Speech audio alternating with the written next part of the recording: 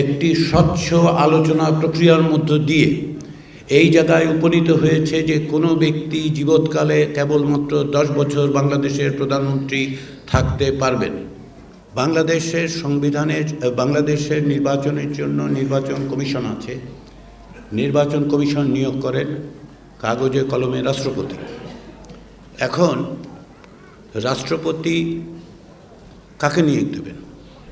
রাষ্ট্রপতি প্রথমে কোনো রকম আলাপ আলোচনা কারোর সাথে না করেই নিয়োগ দিতেন, কিন্তু বাংলাদেশের সংবিধানে এটা সুস্পষ্ট করে লেখা আছে যে রাষ্ট্রপতি দুটো বিষয় ছাড়া সকল বিষয়ে প্রধানমন্ত্রীর সঙ্গে পরামর্শ করতে বাধ্য। দুটো বিষয় কি? একটা হচ্ছে প্রধানমন্ত্রী নিয়োগ আর একটা হচ্ছে প্রধান বিচারপতি নিয়োগ।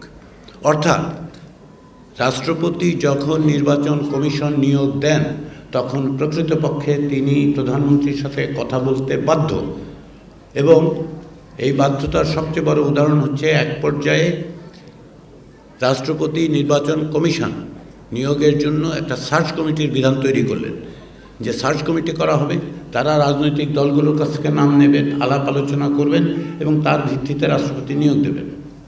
এই সরকার অর্থাৎ অন্তর্বর্তী সরকার আসার পরে 14, 18 এবং 24-এর নির্বাচন যেই ব্যাপক অনিয়ম এবং প্রহসন হয়েছে তা খুঁজে বের করার জন্য যে তদন্ত কমিশন তৈরি করা হয়েছিল, তারা এটা আবিষ্কার করেছেন যে রকিবউদ্দিন বলে যাকে নির্বাচন কমিশনের প্রধান হিসেবে নিয়োগ দেওয়া হয় তার নাম কোনো রাজনৈতিক দল দেয় নাই। আবার বলি, বিধিটা করা হলো যে রাজনৈতিক দল নাম দেবে, তার মধ্য থেকে একজনকে রাষ্ট্রপতি নিয়োগ দেবেন সার্চ কমিটির মনোনয়ন অনুসারে। অথচ বাংলাদেশে রাজনৈতিক দলগুলোর দেওয়ার নামকে সম্পূর্ণ উপেক্ষা করে শুধুমাত্র প্রধানমন্ত্রী শেখ হাসিনার দেয়া নামকে প্রধান নির্বাচন কমিশনার হিসেবে নিয়োগ করা হয়েছিল। এই ব্যবস্থাটাকে অব্যাহত থাকা উচিত বলে আপনাদের মনে হয়? যে কোনো অবস্থাতেই যদি আপনি বিবেচনা করেন তাহলে ক্ষমতার এই এক কেন্দ্রীকরণ আপনাকে কোনো না কোনোভাবে মোকাবেলা করতে হবে। 16 বছর ধরে অব্যাহতভাবে একজনের শাসনের সময় কী পরিস্থিতির সৃষ্টি হয়েছিল আমরা দেখেছি। সেই কারণে রাজনৈতিক দলগুলো একটি স্বচ্ছ আলোচনা প্রক্রিয়ার মধ্য দিয়ে এই জায়গায় উপনীত হয়েছে যে কোনো ব্যক্তি জীবৎকালে কেবলমাত্র 10 বছর বাংলাদেশের প্রধানমন্ত্রী থাকতে পারবেন। 10 বছর।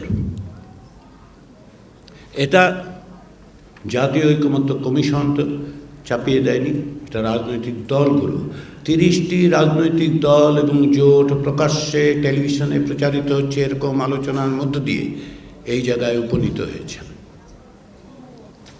এইটা যদি বাস্তবায়িত করতে হয় তাহলে সংবিধানের প্রয়োজনীয় সংস্কার করতে হবে।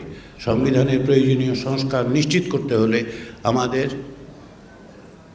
এই জুলাই জাতীয় সনদে যা আছে তা গণভোটের মাধ্যমে গ্রহণ করতে হবে।